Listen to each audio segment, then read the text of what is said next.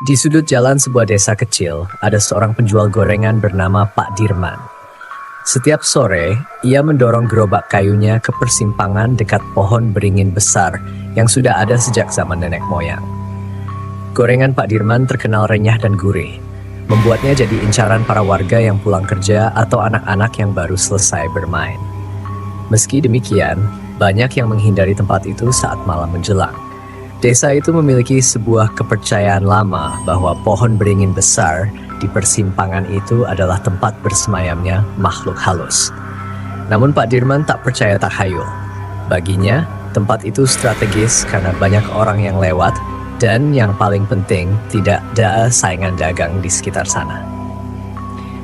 Pada suatu sore yang mendung, seorang perempuan muda datang membeli gorengan. Pakaiannya kusam dan ia tampak murung. Ketika Pak Dirman menyodorkan plastik berisi gorengan, perempuan itu memandanginya dengan tatapan kosong. "Pak, jangan dagang di sini lagi. Tempat ini bukan untuk manusia," ucapnya dengan suara pelan namun tegas. Pak Dirman tersenyum kecil, mengira itu hanya omong kosong. Ia pun berkata dengan nada bercanda, "Kalau saya berhenti, nanti siapa yang jual gorengan enak buat warga?" Namun perempuan itu tidak tersenyum. Ia hanya menggelengkan kepala, mengambil gorengan, dan pergi tanpa membayar. Pak Dirman tidak mempermasalahkannya. Malam itu, hujan turun deras, tetapi Pak Dirman tetap bertahan di tempatnya. Ia yakin masih ada beberapa orang yang akan lewat dan membeli gorengannya. Sambil menunggu, ia menggoreng pisang dan tempe untuk menghangatkan badan. Namun, semakin malam, suasana di sekitar pohon beringin terasa semakin aneh. Angin berhembus kencang, membawa bau busuk yang menusuk hidung. Pak Dirman merasa bulu kuduknya berdiri, tetapi ia mengabaikannya. Saat ia sedang sibuk menggoreng, terdengar suara langkah kaki mendekat. Ia menoleh dan melihat seorang pria tua berjalan dengan tongkat. Pak Dirman menyapanya dengan ramah, menawarkan gorengan yang baru matang. Pria tua itu tidak menjawab. Ia hanya berdiri di depan gerobak, menatap Pak Dirman dengan mata yang cekung dan wajah yang pucat. "Pak, mau beli apa?" tanya Pak Dirman. Namun pria itu tetap diam. Tiba-tiba ia berkata dengan suara serak, "Kamu keras kepala. Jangan salahkan siapa-siapa kalau nanti kau menyesal." Pak Dirman merasa tidak nyaman, tetapi ia mencoba tetap tenang. Setelah pria tua itu pergi, ia memutuskan untuk membereskan dagangannya lebih cepat dari biasanya. Namun, ketika ia mulai mengangkat penggorengan, sesuatu yang dingin menyentuh bahunya. Ia menoleh, tetapi tidak ada siapapun. Malam itu di rumah, Pak Dirman tidak bisa tidur. Kepalanya penuh dengan pikiran tentang dua orang aneh yang ia temui hari itu. Namun, ia segera meyakinkan dirinya bahwa itu hanya kebetulan. Ia berencana untuk tetap berjualan seperti biasa keesokan harinya. Hari-hari berlalu dan kejadian aneh semakin sering terjadi. Gorengannya kadang berkurang tanpa ada yang membeli. Terkadang ia mendengar suara tawa anak kecil di sekitar pohon beringin, padahal tidak ada siapapun di sana. Ia mulai merasa ada sesuatu yang tidak beres. Pada suatu malam, Pak Dirman memutuskan untuk tetap berdagang hingga larut. Ia ingin membuktikan bahwa dirinya tidak takut dengan cerita-cerita mistis di desa. Ketika waktu menunjukkan pukul 11 malam, seorang anak kecil mendekatinya. Anak itu memakai baju lusuh dan rambutnya basah seperti habis mandi. "Mau beli apa, Nak?" tanya Pak Dirman sambil tersenyum. Anak itu tidak menjawab. Ia hanya menunjuk ke arah gorengan dan berkata, "Saya mau satu, tapi jangan kasih uang kembalian." Pak Dirman mengangguk dan memberikan gorengan yang diminta. Namun, saat anak itu pergi, ia menyadari sesuatu yang aneh. Tidak ada jejak kaki basah di tanah, meskipun anak itu terlihat sangat basah. Pak Dirman mulai merasa ketakutan, tetapi ia tetap tidak ingin menyerah. Baginya, berjualan gorengan adalah mata pencaharian satu-satunya. Ia tidak punya pilihan lain. Namun suatu malam, kejadian yang lebih menyeramkan terjadi. Saat ia sedang menggoreng, tiba-tiba minyak panas di penggorengannya bergolak hebat, seperti ada sesuatu yang dilemparkan ke dalamnya. Ia terkejut dan mundur beberapa langkah. Ketika ia melihat ke dalam minyak, ia melihat bayangan wajahnya sendiri, tetapi dengan mata yang kosong dan senyum yang mengerikan. Pak Dirman panik dan segera mematikan kompor. Ia memutuskan untuk meninggalkan tempat itu secepat mungkin. Namun, saat ia mendorong gerobaknya, ia merasa gerobak itu semakin berat. Ketika ia melihat ke belakang, ia melihat seorang perempuan berdiri di atas gerobaknya. Wajah perempuan itu pucat dengan rambut panjang yang menutupi sebagian wajahnya. Perempuan itu berkata dengan suara yang serak, "Sudah kubilang jangan di sini." Pak Dirman berteriak dan lari meninggalkan gerobaknya. Ya, ia tidak peduli lagi dengan dagangannya. Ia hanya ingin pulang dan melupakan semua kejadian itu. Namun, meskipun ia sudah menjauh, suara tawa perempuan itu masih terdengar di telinganya. Esok paginya, warga desa menemukan gerobak gorengan Pak Dirman di dekat pohon beringin. Tetapi Pak Dirman tidak ada di sana. Mereka mulai khawatir dan mencari ke rumahnya, tetapi rumah itu kosong. Hanya ada suara gemericik minyak yang entah berasal dari mana. Hari itu, warga desa gempar. Mereka berkumpul di persimpangan untuk mencari tahu kemana perginya Pak Dirman. Gerobaknya masih berada di sana, lengkap dengan penggorengan dan sisa gorengan yang belum terjual. Namun, ada sesuatu yang membuat mereka merinding. Minyak di dalam wajan masih panas, seperti baru saja digunakan, padahal tidak tanda-tanda kehadiran Pak Dirman semalaman. Beberapa orang memberanikan diri mendekati gerobak, tetapi aroma busuk yang sangat menyengat membuat mereka mundur. Seorang pemuda Jaka mencoba mengintip ke dalam penggorengan. Ia langsung pucat pasi dan berteriak, "Ada rambut di minyaknya." Warga segera melihat lebih dekat. Rambut panjang hitam dan tebal terlihat melayang-layang di permukaan minyak, seperti sedang menari mengikuti gerakan angin. Salah satu tetua desa, Pak Rengga, memperingatkan semua orang untuk tidak menyentuh apapun. Ia mengingatkan bahwa pohon beringin itu memang dikenal angker. Pak Dirman sudah diperingatkan berkali-kali. Ini akibatnya kalau keras kepala, gumam Pak Rengga sambil menggelengkan kepala. Namun beberapa pemuda yang penasaran mencoba memeriksa lebih jauh. Mereka mengangkat wajan besar dari gerobak itu, tiba-tiba angin dingin berhembus kencang. Dari balik dedaunan pohon beringin terdengar suara tawa lirih yang memecah keheningan. Salah satu pemuda bernama Andi mencoba menguatkan hati. "Kita harus cari Pak Dirman. Jangan-jangan dia jatuh ke sungai atau tersesat di hutan," ujarnya. Ia pun memimpin pencarian bersama beberapa warga lain. Mereka membawa obor dan menyusuri area sekitar persimpangan. Namun semakin jauh mereka berjalan, suasana semakin mencekam. Cahaya obor mereka terasa redup dan udara di sekitar menjadi berat. Salah satu pemuda tiba-tiba berhenti. "Tunggu, apa itu?" tanyanya sambil menunjuk ke tanah. Mereka melihat jejak kaki Pak Dirman, tetapi jejak itu aneh.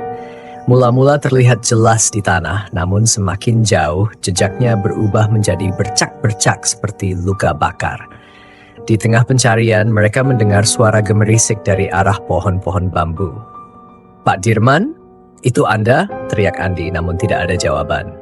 Tiba-tiba dari balik kegelapan muncul sosok perempuan dengan rambut panjang yang menutupi wajahnya. Bajunya lusuh dan penuh noda darah. Perempuan itu melangkah perlahan mendekati mereka. Wajahnya samar-samar terlihat, tetapi matanya tidak ada, hanya 2 lubang kosong yang hitam. "Andi, tolong aku!" Suara perempuan itu berbisik lirih, memanggil nama Andi. Andi langsung mundur dengan wajah pucat. "Kamu siapa?" tanyanya dengan suara gemetar. Namun perempuan itu tidak menjawab. Sebaliknya, ia mendekat semakin cepat. Tangannya yang pucat menjulur ke depan seolah ingin menangkap mereka. Salah satu pemuda yang ketakutan melemparkan obornya ke arah perempuan itu. Api menyambar, tetapi sosok itu tidak terbakar. Ia hanya tertawa kecil sebelum menghilang seperti kabut. Mereka semua panik dan berlari kembali ke desa, meninggalkan gerobak Pak Dirman di tempatnya. Setibanya di desa, mereka menceritakan kejadian itu kepada Pak Rengga. Wajah tetua itu semakin serius. "Ini bukan hal biasa. Arwah penasaran yang kalian lihat mungkin terkait dengan pohon beringin itu. Kita harus melakukan ritual untuk menenangkan mereka, atau kita semua akan celaka," katanya. Namun sebelum mereka sempat memulai apapun, teror di desa semakin menjadi-jadi. Malam itu, suara langkah kaki terdengar di depan rumah warga. Tetapi ketika pintu dibuka, tidak ada siapapun. Bau gorengan yang hangus tercium di mana-mana, bahkan di rumah-rumah yang jauh dari persimpangan. Yang paling menyeramkan, beberapa warga mengaku melihat Pak Dirman berdiri di depan pohon beringin pada tengah malam. Wajahnya pucat dengan mata yang melotot, dan ia terus-menerus menggoreng sesuatu yang tidak terlihat. "Gorengan? Ayo beli gorengan," katanya berulang-ulang dengan suara datar. Ketika warga mendekat, sosok itu tiba-tiba menghilang, meninggalkan gerobaknya yang sudah berkarat dan dipenuhi ulat. Salah seorang warga mencoba mengambil gorengan dari gerobak itu, tetapi begitu ia menggigitnya, ia memuntahkan darah segar. Pak Rengga memutuskan untuk memanggil seorang dukun terkenal dari desa sebelah, Mak Kirah. Dukun itu dikenal mampu menangani kasus-kasus gaib yang sulit. Ketika Mak Kirah tiba, ia langsung merasakan energi gelap yang menyelimuti desa. Pohon itu sudah lama dihuni makhluk gaib, tapi ada yang membuat mereka marah. Pak Dirman mungkin telah melanggar sesuatu yang tidak seharusnya dilanggar, kata Mak Kirah. Ia pun memimpin sebuah ritual di dekat pohon beringin, namun hal aneh terjadi. Saat ia menyalakan dupa, asapnya bergerak mundur seperti ditolak oleh sesuatu yang kuat. Dari dalam batang pohon terdengar suara tangisan yang memilukan. "Tolong aku, panas sekali," suara itu lirih namun jelas. Semua warga yang hadir terdiam, ketakutan. Mak Kirah segera menaburkan air suci di sekitar pohon sambil membaca mantra. Namun suara tangisan itu berubah menjadi jeritan kemarahan. Pohon beringin bergoyang hebat meskipun tidak ada angin dan daun-daunnya berjatuhan seperti hujan. Dari akar pohon muncul sosok perempuan yang sama dengan yang dilihat para pemuda sebelumnya. Perempuan itu melayang di udara dengan rambutnya yang panjang menjuntai hingga menyentuh tanah. Namun kali ini di tangannya ia membawa sesuatu, sebuah kepala manusia yang sudah gosong seperti habis terbakar. Kepala itu menatap mereka dengan mata kosong dan semua orang bisa melihat bahwa itu adalah wajah Pak Dirman. Malam di desa itu semakin sunyi, tetapi ketakutannya semakin terasa nyata. Setelah ritual Mak Kirah, suasana di sekitar pohon beringin menjadi semakin aneh.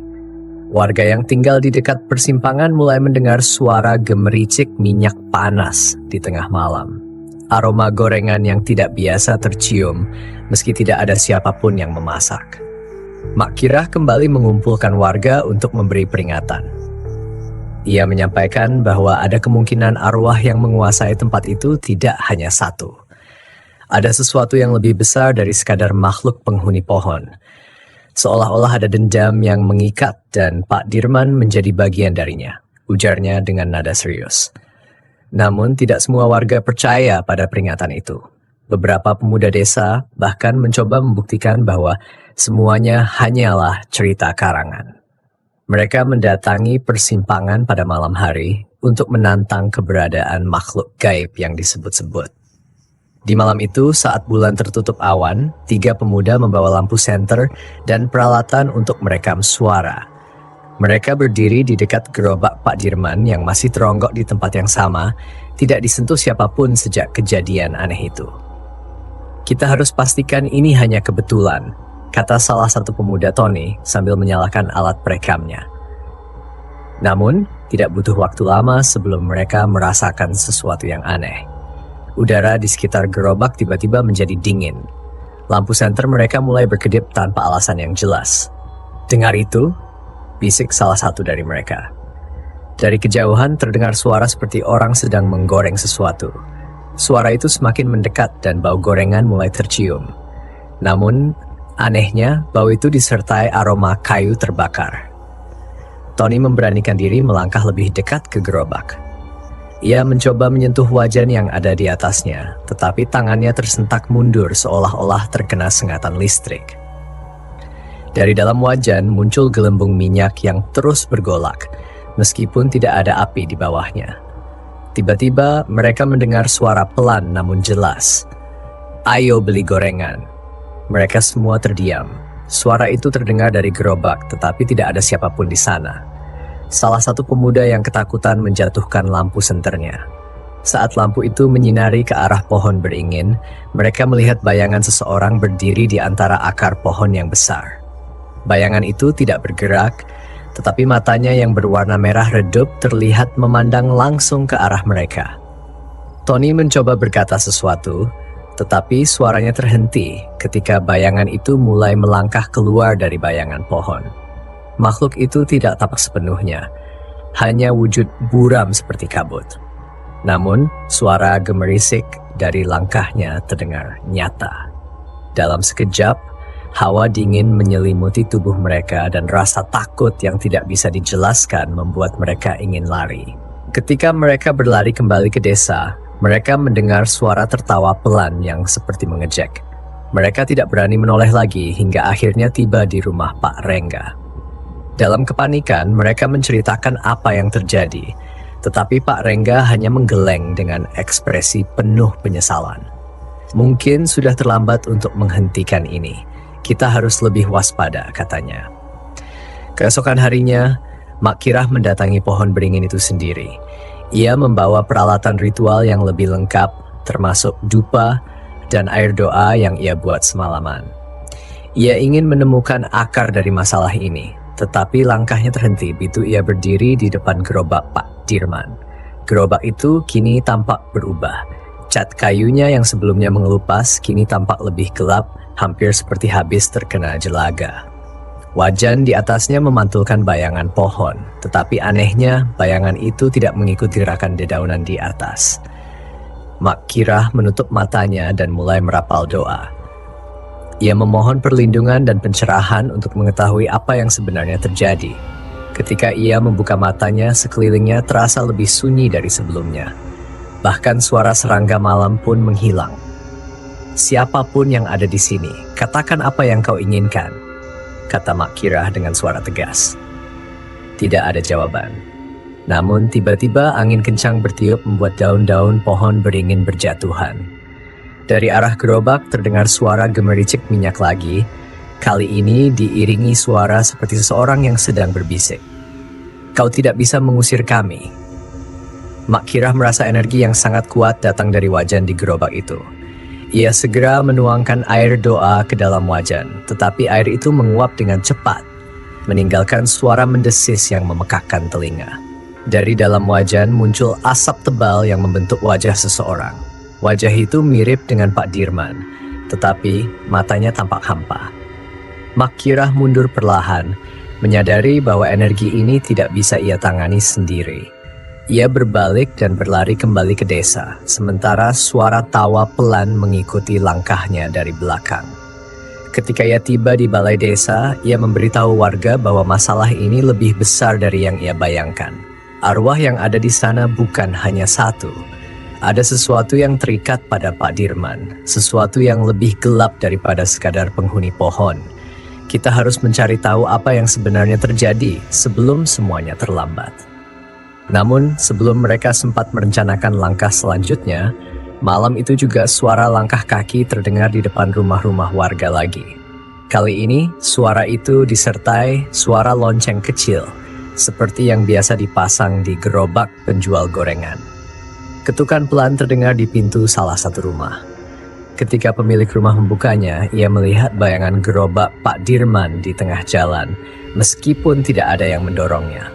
Di atas gerobak, lampu minyak menyala terang, seolah-olah ada yang sedang berjualan di sana. Malam itu terasa lebih mencekam daripada biasanya. Cahaya bulan tersembunyi di balik awan kelabu membuat desa diliputi kegelapan yang hampir total.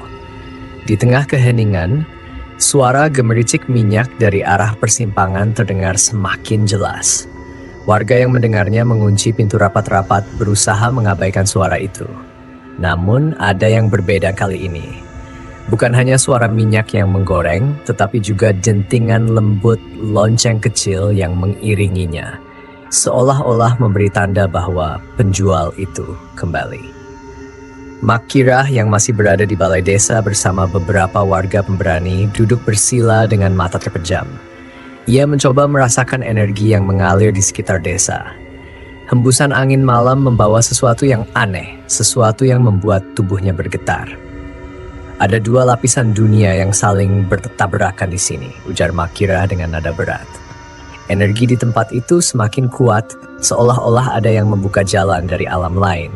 Ini bukan hanya tentang arwah penasaran, ada rahasia besar yang harus kita ungkap. Makira kemudian meminta seorang warga, Pak Jali, untuk membawa peta tua desa.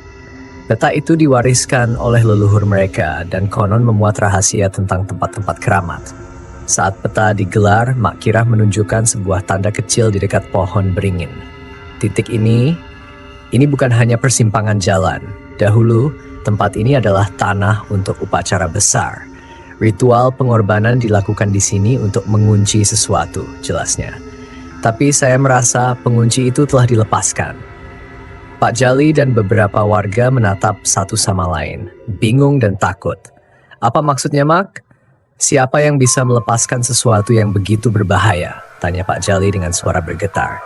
Makira terdiam sejenak lalu berkata, orang yang tidak tahu atau tidak peduli.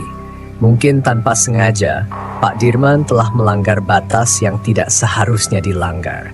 Kehadirannya di tempat itu telah membangunkan sesuatu. Sementara itu di persimpangan suasana semakin ganjil. Kabut tebal mulai menyelimuti pohon beringin, membuat gerobak Pak Dirman tampak seperti melayang di antara kabut. Beberapa anak muda yang tinggal dekat persimpangan mengaku melihat bayangan samar Pak Dirman berdiri di depan gerobaknya. Tubuhnya kaku, tetapi tangannya terus menggoreng sesuatu yang tidak terlihat. Ayo beli gorengan, murah, enak. Suara itu terdengar lemah seperti datang dari tempat yang jauh, tetapi jelas memenuhi telinga mereka. Salah satu pemuda, Budi, memberanikan diri mendekati jendela rumahnya untuk melihat lebih jelas. Namun yang ia lihat membuatnya merinding. Di antara kabut, ia melihat sosok seorang perempuan berambut panjang berdiri di belakang gerobak. Perempuan itu menunduk, rambutnya terurai hingga menutupi wajahnya. Tangannya memegang sesuatu seperti bungkusan plastik gorengan. Ketika Budi menatap lebih lama, perempuan itu mengangkat kepalanya perlahan. Wajahnya terlihat samar-samar dalam kabut, tetapi matanya yang hitam pekat terlihat jelas, menatap langsung ke arah Budi. Perempuan itu menggerakkan bibirnya seolah berbicara, tetapi tidak ada suara yang keluar. Budi langsung menarik gorden dan mengunci pintu dengan tergesa-gesa. Di balai desa, Makira merasa energi yang lebih kuat mulai menariknya kembali ke persimpangan. Ia segera meminta Pak Jali dan beberapa warga untuk menemaninya. Mereka berjalan bersama dengan membawa obor, air doa, dan dupa. Semakin dekat mereka ke persimpangan, kabut semakin tebal dan udara di sekitar menjadi dingin. Setibanya di sana, Makira langsung melihat gerobak Pak Dirman yang masih berdiri di tempat yang sama. Namun, kali ini sesuatu yang baru muncul. Di bawah pohon beringin, ada lingkaran tanah yang tampak berbeda. Warnanya lebih gelap dan dari dalamnya muncul aroma aneh yang membuat mereka merasa mual. Makira segera menyadari bahwa itu adalah tempat energi gaib terkumpul.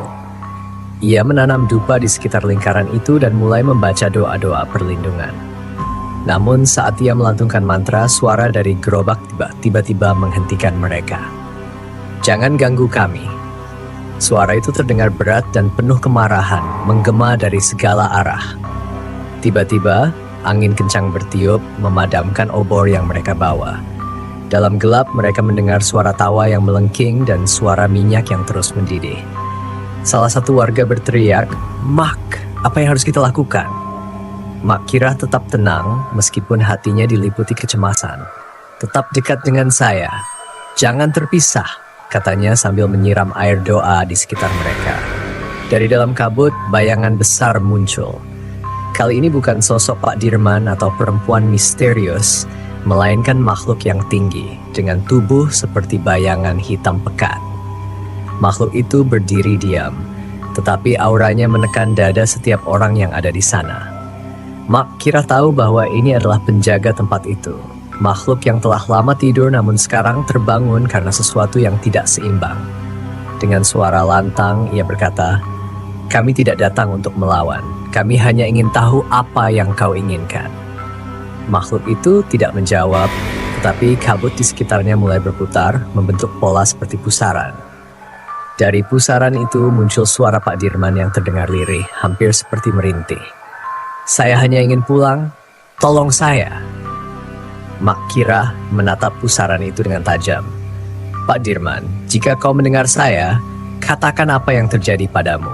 Namun sebelum jawaban keluar, bayangan besar itu mengayunkan tantangannya ke arah mereka, menciptakan hembusan angin yang membuat semua orang terdorong ke belakang.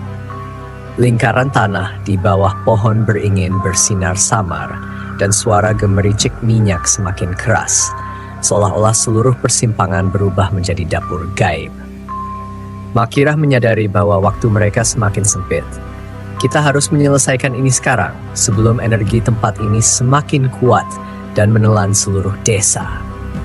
Mak Kira berdiri dengan susah payah setelah terhempas oleh hembusan angin yang kuat. Ia menarik napas dalam-dalam, berusaha mengumpulkan energi dan keberanian. Warga yang bersamanya mulai gemetar ketakutan. Kabut semakin pekat, dan kini suara tawa serta rintihan bercampur menjadi satu, menciptakan suasana yang tidak tertahankan. "Mak Kira, kita harus pergi," seru Pak Jali dengan nada putus asa. Mak Kira menggeleng. "Jika kita pergi sekarang, desa ini tidak akan selamat. Arwah-arwah ini akan menjadi lebih kuat dan kita semua akan hancur." Ia mengangkat kendi berisi air doa yang dibawanya, kemudian mengguyurkannya ke lingkaran tanah gelap di bawah pohon beringin. Ketika air itu menyentuh tanah, muncul asap tebal disertai suara mendesis. Namun, bukannya meredam, suara gemericik minyak dan tawa justru menjadi semakin keras. Bayangan besar itu bergerak lagi, mendekati gerobak Pak Dirman. Tiba-tiba, wajan di atas gerobak mulai bergetar dengan sendirinya. Dari dalam wajan muncul gelembung-gelembung minyak yang berbentuk aneh, seperti wajah-wajah kecil yang terdistorsi, menangis, dan merintih. Mak Kira tersentak. Ia menyadari bahwa wajan itu adalah pusat energi jahat yang terikat di tempat ini. Wajan itu, benda itu adalah kunci. Semua kekuatan mereka mengalir dari situ, teriaknya. Namun mendekati wajan bukanlah tugas yang mudah. Bayangan besar itu berdiri di depan gerobak, seolah melindungi sumber kekuatannya. Matanya yang merah berkilauan menatap Mak Kira dengan amarah yang membakar. "Kalian tidak akan mengambil ini dari kami." Suara berat itu bergema, kali ini lebih jelas. Mak Kira tidak menyerah. Ia mengeluarkan secarik kain putih yang telah ia jampi dengan doa perlindungan. Ia membungkus tangannya dengan kain itu, lalu melangkah maju perlahan, meskipun tubuhnya terasa berat oleh tekanan energi dari bayangan besar itu. Ketika Mak Kira mendekati gerobak, bayangan itu mengulurkan tangannya, mencoba menghalangi. Namun, warga lain, meski takut, mencoba membantu. Pak Jali melemparkan air doa ke arah bayangan itu, dan sesaat bayangan tersebut memudar, memberikan celah bagi Mak Kira untuk mendekati wajan. Sesampainya di depan wajan, Mak Kira merasakan hawa panas yang menusuk, seolah-olah wajan itu sedang mendidih di atas api neraka.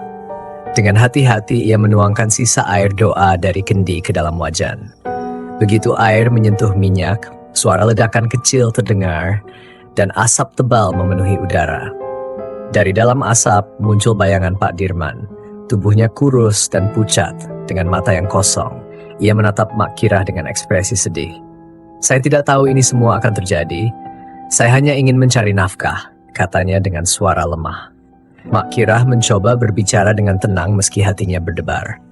"Pak Dirman, katakan apa yang sebenarnya terjadi. Apa yang membuat arwah-arwah ini marah?" Pak Dirman terdiam sejenak, lalu mulai bercerita. "Saya menemukan tempat ini saat mencari lokasi baru untuk berjualan. Tidak ada yang memberitahu saya bahwa tempat ini terlarang. Suatu malam, saya melihat ada tumpukan kecil di bawah pohon. Saya pikir itu hanya sampah, jadi saya membersihkannya dan mulai berjualan di sini." Ia terisak, suaranya penuh penyesalan. Ternyata tumpukan itu adalah sisa-sisa sesaji yang ditinggalkan leluhur desa. Saya tidak tahu kalau itu adalah penanda bahwa tempat ini suci. Saya melanggar aturan yang tidak pernah saya pahami. Mak Kira mengangguk, memahami situasi.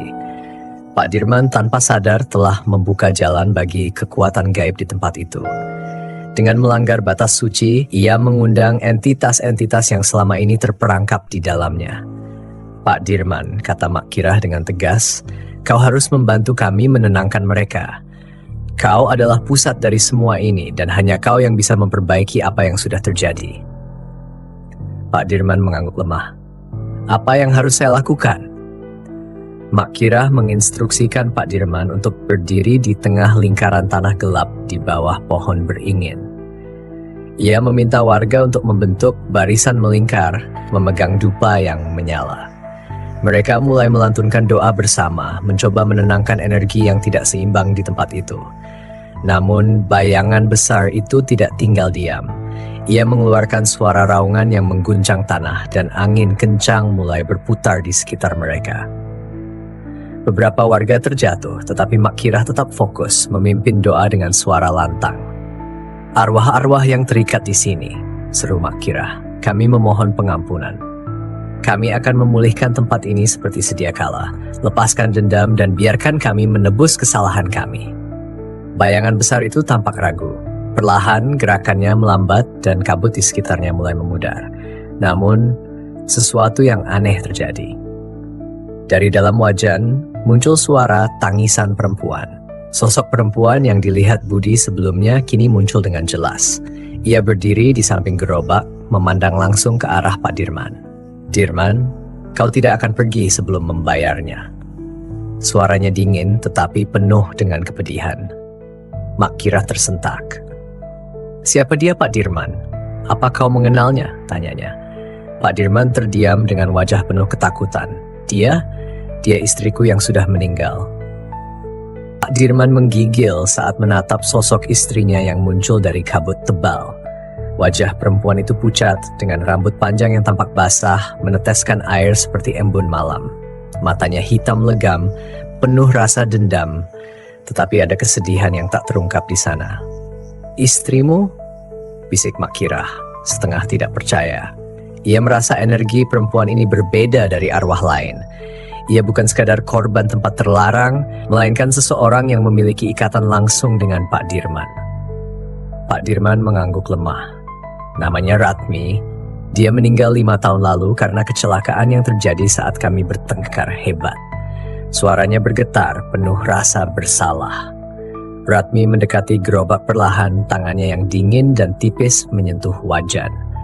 Minyak di dalam wajan langsung bergolak, seperti air yang direbus di atas api besar. Dirman, kau pikir kau bisa melarikan diri dariku?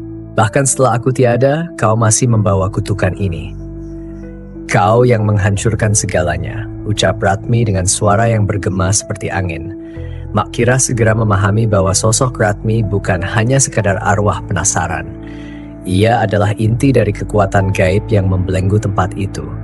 Entitas yang memanfaatkan energi dari pohon beringin dan tanah keramat untuk memperkuat dendamnya. Ratmi, kata Mak Kirah dengan hati-hati, jika kau merasa dirugikan, bicaralah. Jangan gunakan kemarahan untuk menghancurkan semua ini. Kami di sini untuk membantu. Namun Ratmi tidak merespons Mak Kirah. Ia hanya menatap Pak Dirman dengan tatapan tajam. Dirman, kau harus ingat, kau yang memulai semua ini. Kau meninggalkanku, memaksaku menderita di kehidupan dan kematian. Dan sekarang kau membawa kehancuran ini ke tempat baru. Apakah kau tidak pernah belajar? Pak Dirman terisak. Aku tidak tahu harus bagaimana, Ratmi. Aku hanya ingin melupakan semuanya. Aku tidak tahu kalau semuanya akan menjadi seperti ini. Lupakan? Ratmi tertawa kecil, suara tawanya melengking. Kau melupakan aku, tetapi aku tidak pernah melupakanmu. Kabut di sekitar mereka mulai bergerak liar, menyelimuti warga yang kini ketakutan. Beberapa dari mereka mulai mundur, tetapi Mak Kirah berteriak, "Tetap di tempat kalian.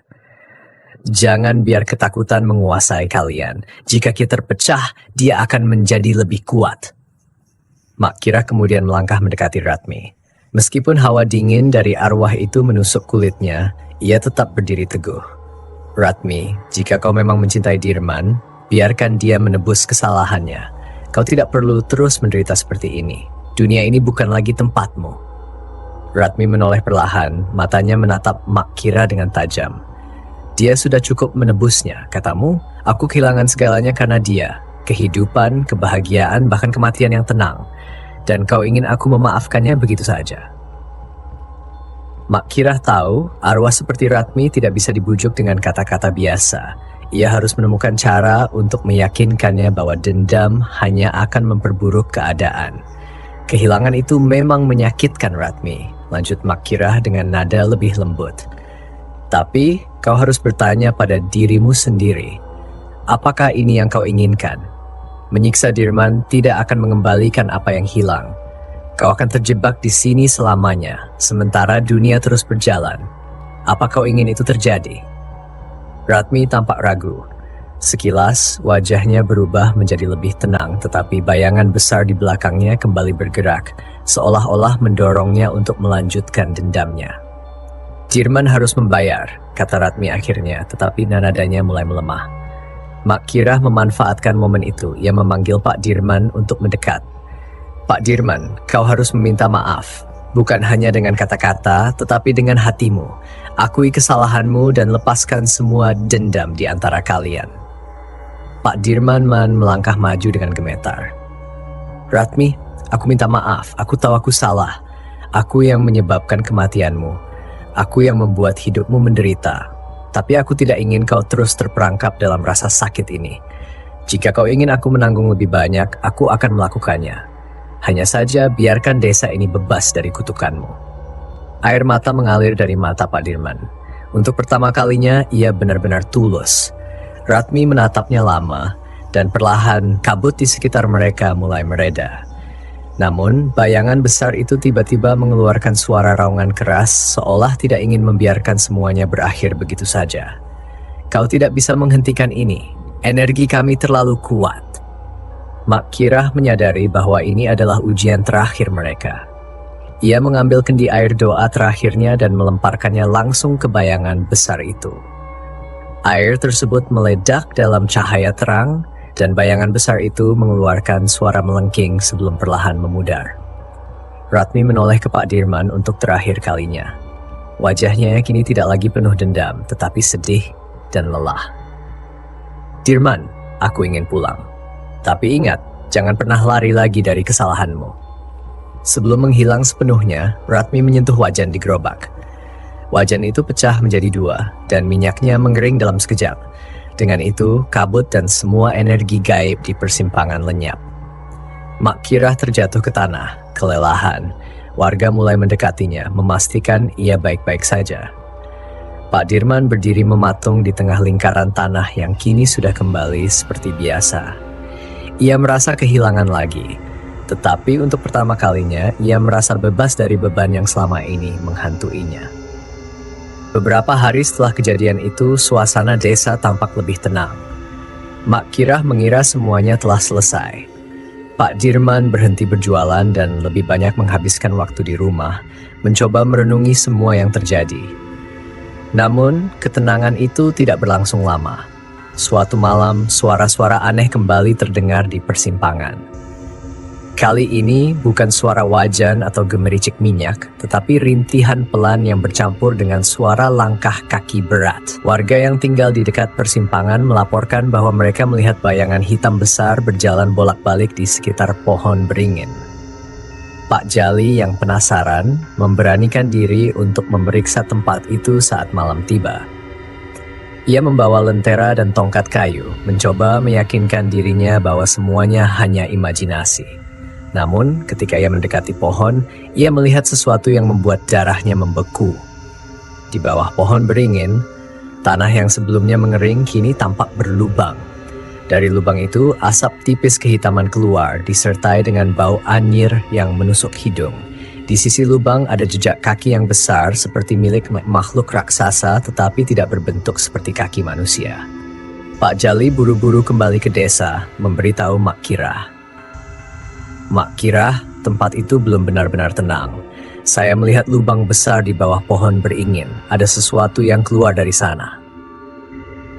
Katanya sambil terengah-engah. Mak Kirah mengerutkan kening. Ia merasa ada sesuatu yang janggal sejak malam Ratmi pergi. Ritual yang dilakukan seharusnya mengembalikan keseimbangan di tempat itu. Tetapi rupanya ada kekuatan lain yang ikut terbangun. Lubang itu bisa jadi pintu gerbang bagi sesuatu yang lebih besar, gumam Makirah dengan nada khawatir. Warga desa berkumpul di balai untuk membahas masalah tersebut. Beberapa orang mengusulkan agar pohon beringin itu ditebang saja, tetapi Makirah menolak keras. Menebang pohon itu hanya akan memperburuk keadaan, katanya. Pohon beringin adalah penopang energi di tempat ini. Jika kita menghancurkannya, energi yang terperangkap di dalamnya akan lepas sepenuhnya. Malam berikutnya, Makirah, Pak Jali, dan beberapa warga pemberani kembali ke persimpangan. Mereka membawa dupa, air doa, dan beberapa jimat pelindung. Saat mereka sampai di sana, lubang di bawah pohon beringin sudah lebih besar dari yang diceritakan Pak Jali. Asap hitam keluar lebih pekat dan angin dingin berhembus, meski malam itu seharusnya tenang. Makirah berjongkok di dekat lubang, mencoba merasakan energi yang keluar dari dalamnya. Tiba-tiba ia merasakan sentakan kuat, seperti ada sesuatu yang menarik jiwanya ke dalam lubang itu. Ia mundur dengan terkejut, wajahnya pucat. Ini bukan hanya arwah biasa, katanya. Ada entitas lain yang jauh lebih tua, jauh lebih kuat. Pak Jali menatapnya dengan ngeri. Apa maksudmu, Makirah? Makirah menghela napas dalam. Entitas ini bukan berasal dari manusia. Ini adalah penunggu tanah ini, yang selama ini tidur di bawah pohon beringin. Saat kita mengusir Ratmi dan bayangan itu, kita tanpa sadar membangunkannya. Dan sekarang ia mencari cara untuk keluar sepenuhnya. Warga mulai panik mendengar penjelasan itu. Beberapa bahkan berlari kembali ke rumah mereka meninggalkan kelompok itu di persimpangan. Tiba-tiba suara gemuruh terdengar dari dalam lubang. Tanah di sekitar mereka bergetar dan dari dalam lubang muncul sesuatu yang mengerikan. Sebuah tangan besar berwarna hitam pekat dengan kuku panjang yang tajam mencengkeram tepi lubang. Pak Jali terjatuh ke tanah dan warga yang tersisa berteriak ketakutan. Makirah berusaha tetap tenang, meski hatinya berdebar kencang. Kita harus segera menutup lubang ini, serunya. Namun, entitas itu mulai merangkak keluar. Tubuhnya besar dan berkeriput seperti kulit pohon yang membusuk. Kepalanya botak dengan mata yang berkilauan merah. Ia mengeluarkan suara rendah yang bergema seperti deru angin bercampur raungan binatang buas. Makirah cepat-cepat mengambil air doa dan melemparkannya ke arah makhluk itu. Namun, air itu hanya membekas sedikit di kulitnya, seperti percikan air pada batu. Dia terlalu kuat, gumam Makirah, mencoba memikirkan cara lain. Pak Dirman yang sebelumnya tidak mau terlibat, tiba-tiba muncul dari balik semak-semak. Ia membawa wajan tua yang sebelumnya pecah, kini ia menyatukannya kembali dengan lilitan kain putih. Makirah, gunakan ini, teriaknya. Makirah terkejut melihat Pak Dirman. Ia tidak tahu apa yang membuat wajan itu penting, tetapi ia segera mengambilnya. Wajan itu terasa panas di tangannya, seperti ada energi yang mengalir di dalamnya. Apa yang kau lakukan, Dirman? Tanya Makirah. Wajan ini adalah saksi dari semua kekacauan yang terjadi, jawab Pak Dirman. Jika makhluk itu terbangun karena energi dari tempat ini, mungkin wajan ini bisa menyerapnya kembali. Makirah ragu tetapi tidak punya pilihan lain. Ia mengarahkan wajan ke arah makhluk itu, sambil melantunkan doa. Perlahan, makhluk besar itu mulai bergerak mundur, seperti ditarik oleh sesuatu. Namun, proses itu tidak mudah.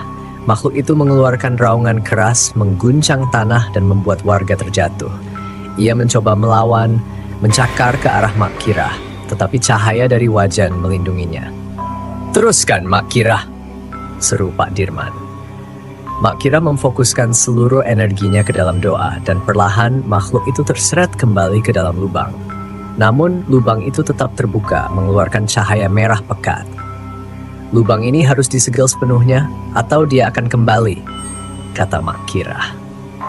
Dengan seluruh tenaga yang tersisa, Makirah terus berusaha memusatkan perhatian pada wajan yang kini berpendar terang.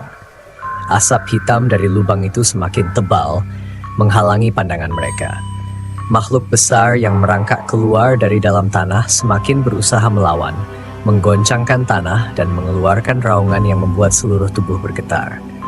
Tangan-tangan hitamnya mencakar udara, dan setiap kali kuku tajamnya menyentuh tanah, percikan api kecil muncul. Pak Dirman yang kini berdiri di samping Makirah menggenggam tangannya dengan erat mencoba memberi semangat. Makirah, kita bisa melakukannya. Kita hanya perlu menutupnya. Kita harus bisa. Namun, cahaya dari wajan mulai meredup. Makirah merasakan tubuhnya semakin lemah, seolah-olah ada kekuatan jahat yang menarik jiwa dan tubuhnya untuk ikut terhisap ke dalam lubang itu. Wajahnya memucat, napasnya terengah-engah. Ia tahu jika ini berlanjut, mereka akan kehilangan kendali. "Dirman, kau harus membantu," teriak Makirah dengan suara parau. "Ambil dupa itu, lakukan apa yang aku bilang." Pak Dirman tidak membantah. Ia segera mengambil dupa dari tasnya, lalu menyusunnya dalam lingkaran kecil di sekitar wajan. Namun saat dupa mulai terbakar, bau busuk mulai mengisi udara, dan bayangan besar itu memandang mereka dengan kebencian yang luar biasa. "Kenapa kalian mengganggu kedamaian kami?" Suara dari dalam lubang itu berbicara dengan nada yang dalam dan mengerikan. "Kalian pikir kalian bisa mengusirku? Aku sudah terperangkap cukup lama dan aku tidak akan kembali ke dalam tanah lagi." Suara itu makin menggelegar, memecah keheningan malam. Makirah merasakan getaran hebat di tanah, dan tiba-tiba dari dalam lubang muncul sebuah wajah besar yang menyeramkan. Wajah tanpa tubuh, hanya tengkorak yang dipenuhi dengan rongga gelap. Setiap kali tengkorak itu bergerak, tanah di sekitarnya bergetar. Wajah itu memandang mereka dengan mata kosong yang berkilauan merah. Wajah itu mengeluarkan suara tawa yang dalam dan menggema. "Kalian yang lemah tidak akan bisa menghentikanku. Aku adalah penjaga dari tempat ini, entitas yang lebih tua dari segala yang kalian ketahui." Makirah merasakan tubuhnya semakin lemah. Wajan yang dipegangnya hampir jatuh. "Pak Dirman," ia berbisik dengan suara lemah, "aku tidak bisa melakukannya sendirian. Kita butuh lebih dari ini untuk menghentikannya." Pak Dirman menatap Makirah dengan mata penuh tekad. "Kita tidak punya pilihan, Makirah. Jika tidak sekarang, kita semua akan hancur. Kita harus bertindak cepat." Pak Dirman kemudian menggenggam wajan dengan kedua tangannya, lalu mendekatkan wajahnya ke atasnya. Dengan suara bergetar, ia mulai mengucapkan kata-kata yang sama sekali tidak ia pahami. Kalimat-kalimat yang terdengar seperti mantra kuno. Cahaya wajan kembali menyala terang, kali ini jauh lebih kuat dari sebelumnya. Namun, bayangan besar itu masih terus berusaha merusak segalanya, membentuk jarak gelap yang semakin luas di sekeliling mereka. Tiba-tiba, tanah mulai terbelah di bawah mereka dan lubang yang semula kecil itu membesar dengan cepat. Tanah mulai berguncang hebat dan suara gemuruh yang lebih keras terdengar dari dalam perut bumi. Seketika mereka merasa seperti berada di ujung jurang. Dalam sekejap, sesuatu yang sangat besar akan keluar dari kedalaman bumi. Sesuatu yang mengerikan. "Jangan biarkan dia keluar," Makirah berteriak. Dengan segala tenaga yang tersisa, Makirah memaksa diri untuk berdiri dan ia mulai berlari menuju pohon beringin yang terletak di dekat lubang. Ia melemparkan air doa lagi, kali ini lebih banyak dari sebelumnya, dan melantunkan mantra yang lebih keras. Wajahnya penuh konsentrasi, sementara Pak Dirman masih menggenggam wajan dengan tubuh gemetar di bawah tekanan yang semakin besar. "Berhenti!" Suara dari dalam lubang itu menggelegar. "Kalian tidak tahu apa yang kalian hadapi. Aku adalah penunggu yang lebih tua dari desa ini, lebih tua dari kalian." Tiba-tiba dengan ledakan besar, sosok besar itu muncul dari dalam tanah. Makirah hampir terjatuh ke tanah saat melihatnya. Entitas itu adalah makhluk yang benar-benar tak terbayangkan. Berdiri lebih tinggi dari pohon beringin, dengan tubuh yang terbuat dari akar pohon, kulitnya terkelupas dan bagian dalam tubuhnya dipenuhi dengan ratusan mata yang bergerak-gerak. Giginya panjang dan tajam dan setiap kali ia bergerak, bumi seakan bergoyang. Makirah tahu ini adalah penunggu yang telah terperangkap dalam tanah selama berabad-abad dan kini ia bebas. Namun ia juga tahu bahwa jika mereka tidak segera mengalahkan makhluk itu, desa ini tidak akan selamat. "Dirman," teriak Makirah. "Kau harus memanggil kembali kekuatan itu. Gunakan wajan itu untuk memanggil energi yang lebih kuat." Pak Dirman mengangguk dengan wajah pucat. Dengan sisa-sisa kekuatan yang ia miliki, ia mengangkat wajan ke udara dan mengarahkannya ke makhluk itu. Dalam ketegangan yang luar biasa, Pak Dirman berteriak, "Demi Ratmi, demi kebenaran, aku memanggil kekuatan ini untuk mengalahkanmu." Cahaya yang sangat terang keluar dari wajan, meledak dengan intensitas yang luar biasa. Sebuah suara keras menggemuruh dan makhluk itu seakan berteriak dengan rasa sakit yang tak terucapkan. Tanah sekitar mereka bergetar begitu hebat dan benda-benda di sekitar mulai berterbangan. Namun bayangan besar itu berusaha menahan cahaya itu dengan cakar-cakarnya, bahkan merobek bagian tubuhnya sendiri. Makira dengan tekad yang tak tergoyahkan kembali mengangkat tangannya. "Sekarang kita akan mengakhiri ini," teriaknya dengan kekuatan penuh. Cahaya dari wajan semakin kuat, menyinari sekeliling mereka dengan kilatan putih yang menyilaukan. Makirah merasa tubuhnya semakin lemah, namun tekadnya tidak pernah surut. Dalam hatinya, ia tahu bahwa ini adalah momen terakhir. Jika mereka gagal, bukan hanya desa ini yang akan jatuh ke dalam kegelapan, tetapi seluruh kehidupan yang ada di sekitarnya akan dihancurkan oleh makhluk purba yang telah terbangun dari tidur panjangnya. Makhluk itu meraung keras, seolah ingin menghancurkan segala yang ada di sekitarnya. Tubuhnya yang penuh dengan akar pohon dan kulit yang membusuk itu mengeluarkan suara retakan, menggetarkan tanah dan membelah udara. Satu demi satu mata yang ada di tubuhnya menatap mereka dengan kebencian yang tak terkatakan. Setiap kali mata itu menatap, Makirah merasakan hatinya seperti dihimpit oleh kekuatan gelap yang luar biasa. Pak Dirman terengah-engah. Matanya hampir tidak bisa terbuka karena cahaya yang begitu terang. Namun, ia tidak bisa mundur. Wajan yang ada di tangannya mulai bersinar begitu terang seperti sebuah api yang tidak bisa dipadamkan. "Ratmi, aku melakukan ini untukmu," bisiknya, dan perlahan ia mengangkat wajan ke udara, meneruskan mantra yang penuh pengorbanan. Ketika cahaya dari wajan semakin terang, makhluk itu seakan tersentak mundur. Namun kekuatannya tidak menyerah begitu saja. Ia meronta, berusaha melawan, mengirimkan semburan energi gelap yang mengguncang udara dan membuat bumi bergetar. Semua warga desa yang masih bertahan di tempat itu mulai berteriak ketakutan melihat apa yang terjadi di hadapan mereka. "Sekarang," teriak Makira, dan dengan suara lantang ia melafalkan mantra terakhir yang telah lama ia pelajari. Di saat yang bersamaan, makhluk itu meraung sekuat tenaga, memuntahkan energi hitam pekat yang menyebar ke segala arah. Namun, sebelum energi itu bisa menyentuh mereka, cahaya dari wajan Pak Dirman menghantam tubuh makhluk itu dengan kekuatan yang luar biasa. Tiba-tiba, tanah di bawah mereka mulai retak. Lubang besar itu meledak dengan ledakan keras yang mengguncang seluruh desa. Seketika makhluk itu berteriak dengan suara yang mengerikan. Tubuhnya mulai hancur, terbakar oleh cahaya dari wajan. Akar-akarnya terputus satu persatu dan tubuh raksasa itu hancur berkeping-keping, menjadi debu yang terbang tertiup angin. Suara gemuruh yang menggelegar itu perlahan mereda, dan tanah yang sebelumnya bergetar kembali menjadi tenang.